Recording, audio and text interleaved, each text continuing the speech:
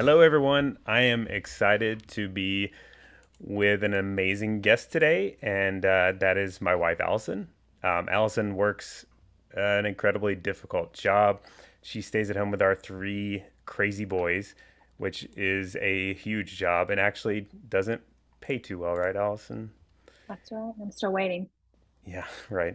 So, Allison, thank you for joining me today and being brave to talk about finances on the podcast. Well, thanks. I've never done this before. Well, I'm sure you'll be great. So, money people love to talk about finances and marriage. That's a common topic. But they seem to, I think they miss a lot of the really important points, or they sugarcoat it, or they'll tell you what you want to hear. And that's why you're great for this sort of topic. You're like the most direct person I know.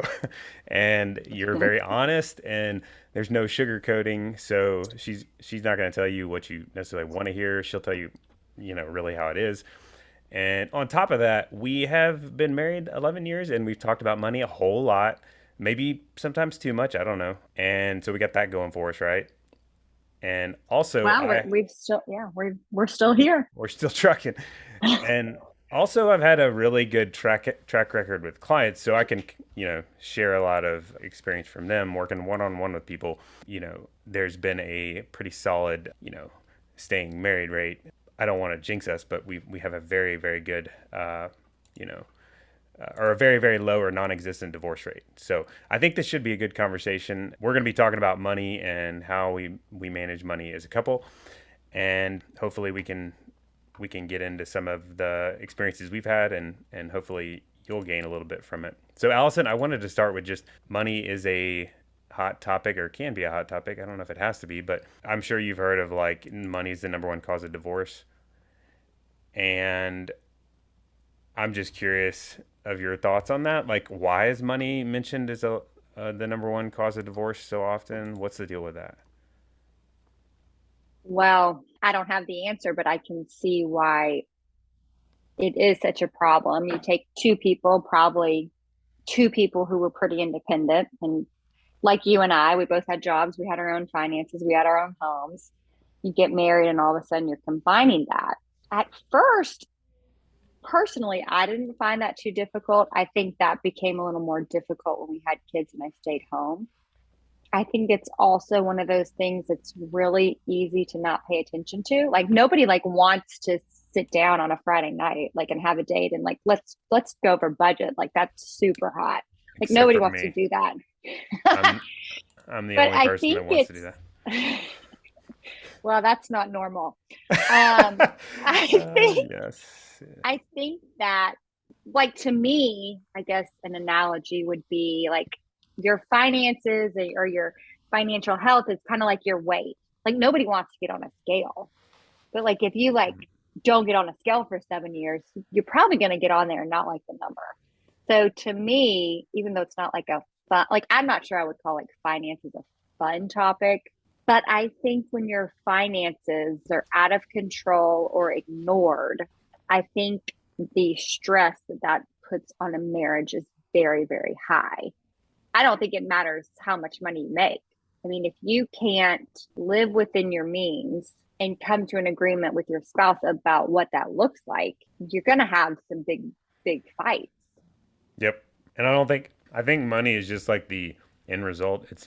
I think really the reason is typically lack of trust or lack of communication or planning ahead or thinking about these things. Like the money itself, it doesn't, I don't think it really would. I mean, it does add pressure, like you're saying, it's going to add pressure, but the pressure gets created because there's no plan or nobody's thinking ahead, or like you're spending above your means, which, somebody needs to make a plan to not spend above your means. And, or there's not a lot of trust. So, maybe finances highlight a lack of trust because, and we'll talk about, I think, some of those examples today of like, Well, I was thinking before we hopped on here, I was trying to think, what do I think the most important thing about finance and marriage is? And I think it comes down to trust and respect. Like, do you trust your spouse?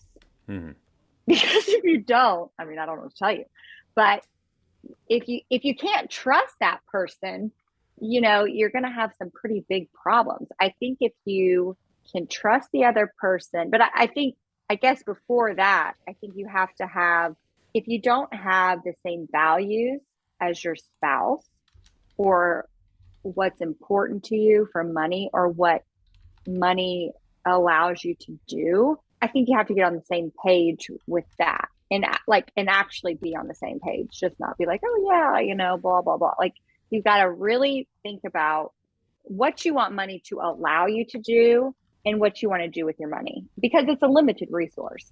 So it's like, how are we going to decide as a couple about what matters most to us? And then trusting the other person that on a day-to-day basis you're making decisions on what you say actually matters to you. Yeah, that's a bunch of stuff. That's like, trust and respect is, I agree, like necessary. And I agree, like I don't know what to say if that's not there. Yeah, I guess you not just have to work on building you building got to trust build if up. you don't feel like you have it. Right. It's not to mean that like that's like you're screwed. It's like you can build trust or build it back or, gain respect. And so that's kind of its own thing.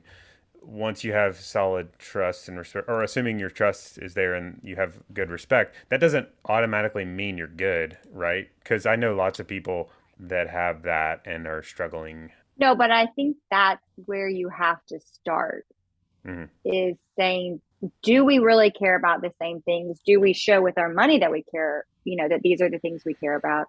And And trusting the other person. I think you have to have a plan. Like I think, right. like budget's not like a super sexy word, but I think you need a budget because I think most people do not know, myself included, where their money goes on a day-to-day basis. Like for me, it is helpful to have a budget, Hmm. see where the money's going, seeing what categories are chronically over, Hmm. which ones you're doing well on. So I'm curious about the values thing because that's huge too. Some people, might have solid trust and respect, but to me, that's kind of like the second layer of importance. It's like, what's most important to you? Like, are your values on the same page, or do you talk about them, or are you kind of like creating them, or tweaking them as a couple? Not everybody.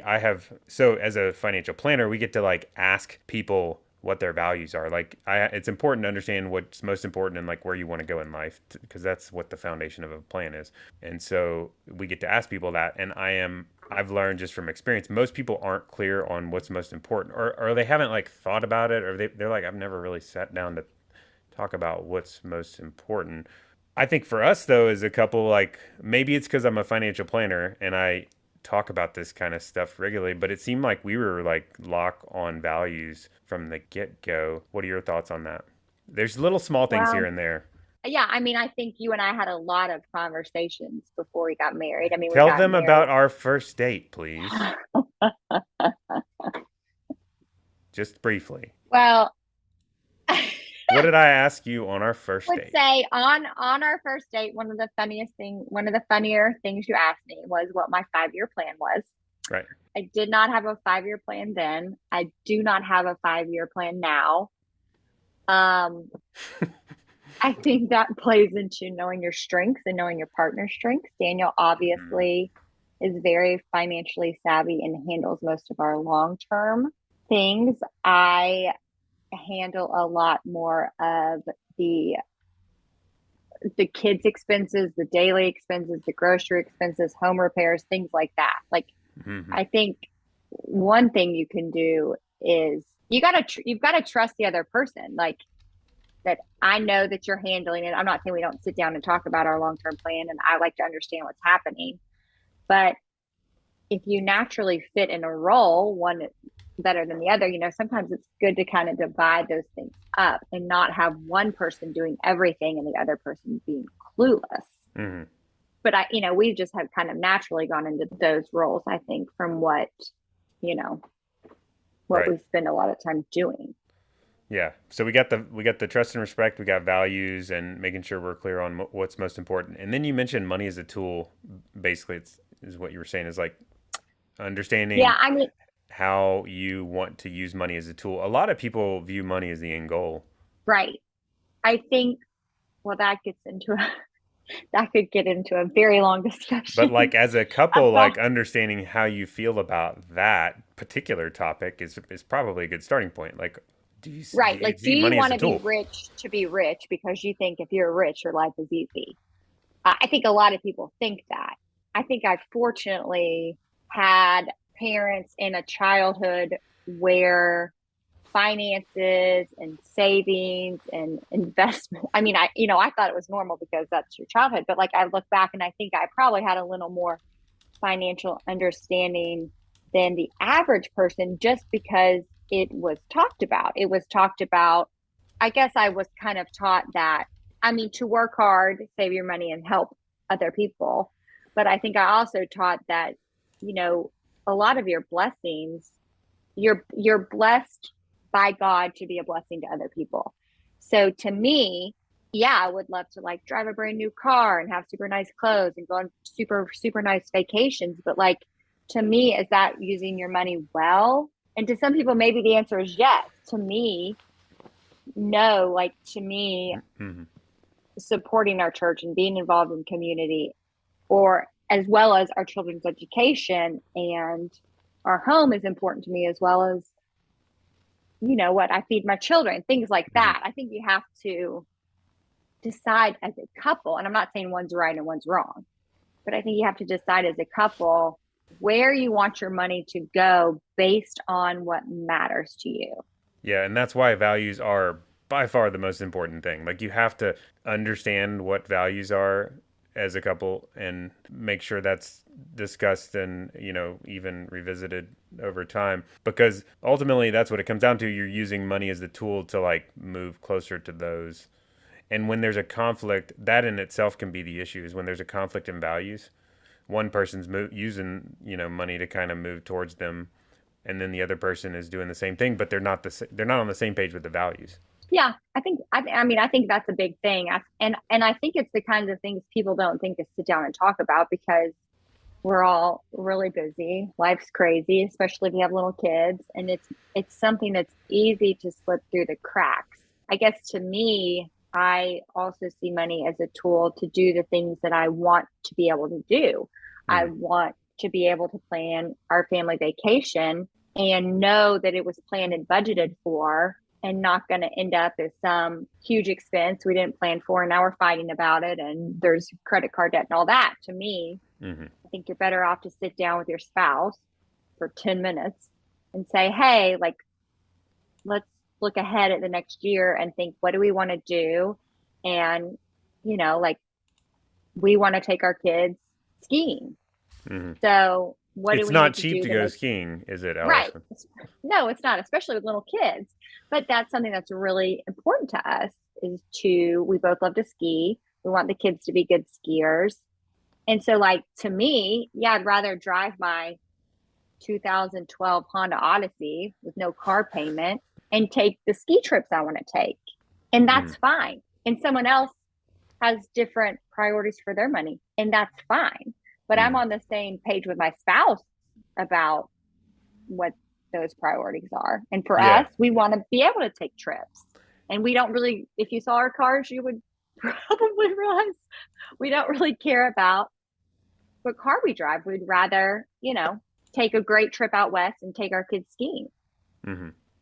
Yeah, that's where you get. I mean, once you have the values set and you're kind of on the same page with your using the money as the tool to kind of make progress towards them, then it's just about like execution. Like, how are you? What are the steps you're taking? And that doesn't always go. Well, it rarely goes perfectly, but like that's where like the budget and the planning and the tactical stuff comes in. It's like, is our money doing what we want it to do? I think a lot of times people struggle with that too. It's all these areas are like independently challenging in different ways. It's like, you have to get in the weeds every once in a while. I know we talk about money. I always bring my spreadsheets. You kind of get on me about my spreadsheets. You're like, put the spreadsheets away. But like as we approach, discussions, I always have my spreadsheets with me. But like money discussions, it seems like they oftentimes like get into the weeds first. I don't know. What's the wrong way to start to talk about money? I have my idea of what that might be based on our conversations, but I'm curious what your thoughts are. I think the wrong way to start is an accusatory way. Like the Like, you're why we have this much credit card debt, and it's because you bought this and you have this and you have this. well, I that's the think that's worst. I think that's definitely the wrong way. I Why don't can you get a say I'm job? yeah, like work more, spend less, or I'm having to work this much because you spend this. I'm glad that you don't do that to me. I hope I don't do that to you. I think that probably will solve nothing in the long term and just make you resentful and make you never want to talk about money. Yeah. Um, But there are ways I've brought up, I know I've brought up things, not exactly like intentionally being like pointing fingers, like quit spending money, but I'm like, oh, I got the credit card statement in the mail today. And I'm like, what's this transaction, Allison, on blah, blah, yeah, blah, blah. yeah, I mean, that's probably yeah. not like a terrible, that's not like as bad as the example you gave, but I'm sure that's not the right way to do it. Well, yeah. I mean, I remember I have a specific example. I What is remember a that? painting. It's a painting that I Oh bought for the gosh. dining room. You were like, "What is this store?" And I was like, um, and you were like, "Okay, that is at the level of dollar amount that we need to have a discussion about before you buy it." And I was like, "Oh, I'm sorry. Okay, you're right. Like that's, you know, that's an item that needs to be discussed. Do I call Daniel and say, "Hey, I'm paying $7.99 for organic raspberries"? No. But, you know, like we need to have a piece of furniture recovered and I'll pick out a fabric and I'll, get an idea of what it costs. And that is the kind of line item that we have decided as a couple that we're going to talk about those things before. Just like, if Daniel went out and bought $1,500, ski boots and skis, that's the kind of thing that we need to be on the same page about. Yeah, Um, right. but I do think, I mean, I know it's no fun, but I do think if you can sit down with your spouse and come up with like a realistic budget, and that it's like, because I don't want to be micromanaged. I mean, I do probably 99% of the buying for our family, and I have no interest in being micromanaged by anyone and by Daniel. So, like, to me, let's sit down as a couple. Let's decide what we think is a reasonable amount that groceries are and what we think is a reasonable amount of kids' activities or babysitters. And if you're staying within or near those numbers, I think it takes stress off because there's nothing to fight about. I mean, if Hmm. you set, you know, You're a on kid's target. activity. Yeah, if you're on target and you've agreed on the numbers, then I'm not going to say like, "Oh, I see you went to Starbucks every day this month." But Hmm. like, if you've both talked about that line item, I mean, that's just a random example. Hmm. Or, if he's like, "Oh, are those new pants?" Yeah, they're new pants and they fit in my shopping budget. So, Back up off me. it works for both of us. Like, you know what I Mm. mean? Yeah. But I'll I get think if you're just like flying blind, I would think that would probably lead to more arguments unless you're both just like huge, huge penny pinchers and never buy anything. hmm But I Well, don't think that's probably, that causes its own set of problems. I mean, there's a different set of yeah. problems that can happen I when you're. mean, you're going to have like, you take two adults, you put them together, you start sharing your finances. Like, yeah, there's going to be disagreements and fights and discussions, but like, hopefully you get on the same page because you talk about what you want in the future. So, Yeah. like, when our kids are older, I want to be able to travel more. I want to be able to go see these places and do these things. So, what do we say now that we need to do to make that happen? Because you Mm. can't have it all. I mean, Yeah. you've got to decide what you want to spend your money on.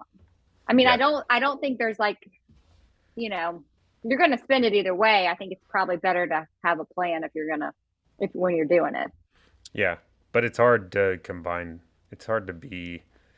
I mean, we're all selfish, so you got to work on that one. And what do you think about separate finances? As some people, I think it's very that you get down that path, you're like, well, this is hard. Like this is hard. We're hard to. So it's like, especially when both spouses earn income, it's like, well, let's just separate it. It's maybe a Well, little. I think if you're married, your finances should be combined.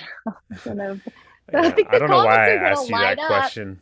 I don't know why I I asked you mean, that you know what question I because I thought. know exactly what you think. And but I'm curious. Um, I think it's an I, important thing to. I think if you are married, I mean, to me, marriage is when two people become one. So you're two people and now you're one entity and you're a family. Even if you're a couple with no kids, Tie the you knot. are, yeah, you're together. And to me, I can only imagine the resentment that I would feel if we had separate finances. Hmm. Well, first off, I have been a stay-at-home mom for 9.5 years. But even if I That wouldn't hadn't, work. it's like, well, it's like, what are we gonna split the groceries down the middle? Like, I don't know. To me, like, or who's paying for the kids' soccer? Like, who's paying for cleats? Who's paying for the I'm not electricity? paying Like, for it. yeah, like to me, I would actually think that would cause more problems than sharing your finances, but I don't know because I've never done it. Well, But I could see how that, I can see the appeal, but like it's ripe for like I mean it's lack of transparency, which is lack of trust. I mean it's ripe for like right. I brute. do think that if you want separate finances, and maybe there's a specific reason you want separate finances. Maybe you saw a horrible example of combined finances. But to me, it's like you got to trust this person. And if you don't, then maybe you need to talk about how you can trust each other. I mean, To I'm the sure original. there's been many times that I've been irresponsible with money, or maybe you were annoyed by something I bought or did or spent. But I think you have to work through those things because that's, part of marriage. Yeah. I wanted to go back to the budgeting thing before I forget it. The way that we've kind of evolved in our conversations about like budgets, particularly. First of all, like I don't like budgets. Most people don't love budgeting. Every once in a while, there are people that enjoy budgeting, but I think most people hate budgeting or dislike it. And but I have an appreciation for it. So what has been frustrating for me has been like the minutia detailed stuff that's unnecessary to track. And Allison has helped me to realize some of these things too. But one suggestion I would throw out, especially for those of you that are like doing the planning part of the equation, is building in margin into your budget. So that's what I did a while ago. It saved us a lot of like just annoying frustrations with little things. I just built in like a 10% margin into our budget so that it wasn't always going over because it was frustrating for me when it always went over.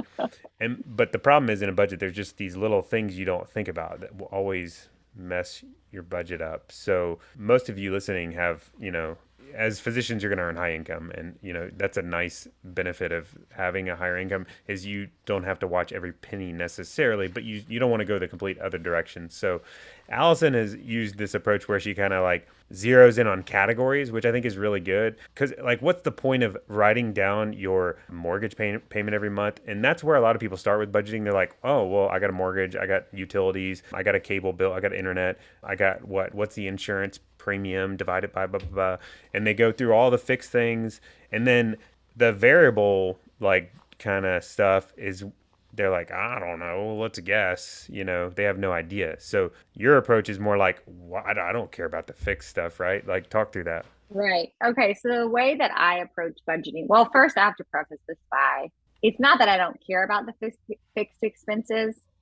Daniel and I know what our fixed expenses are. We've gone over our fixed expenses and we know our fixed expenses are reasonable and responsible. Like, Yes, you that's a know, good disclaimer. so that's the first thing. So like if your house is too big, maybe you need to sell your house. But we have our fixed expenses. We know what they are. It's not like we ignore them.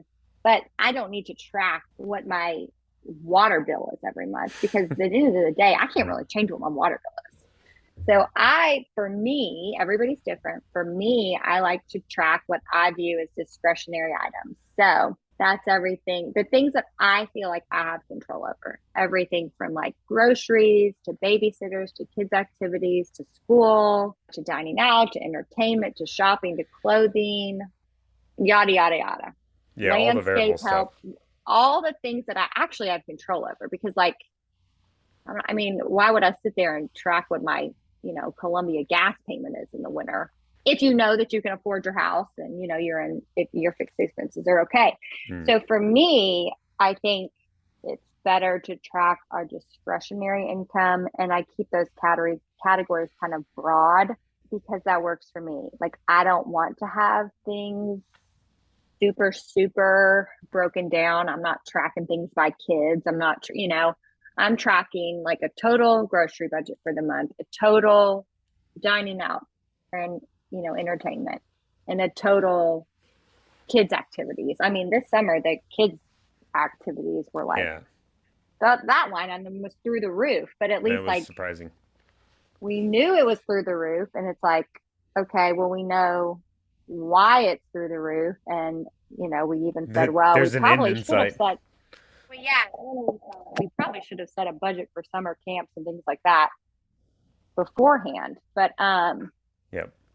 I think as long as you're in the range, like, but there's always going to be stuff that comes up. I mean, a couple of months ago, ran, had a flat tire, ran over a nail. I thought I could get it patched. Well, I couldn't because my tire tread was too low. And then, here I am with 4 brand new tires. And I was kind of annoyed about that because I felt like it blew my budget. But that's Stuff like a like that just neat, you got to do happens. that kind of thing. Yeah. And it happens. And at least I know Hmm. that month. It's like, oh, well. And sometimes I have it like an Excel spreadsheet. And sometimes I'll make a little note like, car tires or kids' tuition Yeah. or whatnot. Yeah. Well, lots of good nuggets. I wanted to, before we wrap up and call it a day, I wanted to kind of talk about one more thing. As far as like regularity of, most people aren't like me and they don't love talking about money. Most people probably dislike it. I don't know. But what do you think is, You don't like talking about how much things cost to get fixed. now that is true. That is true. I don't like You're more of a hearing, long term. You're a long term.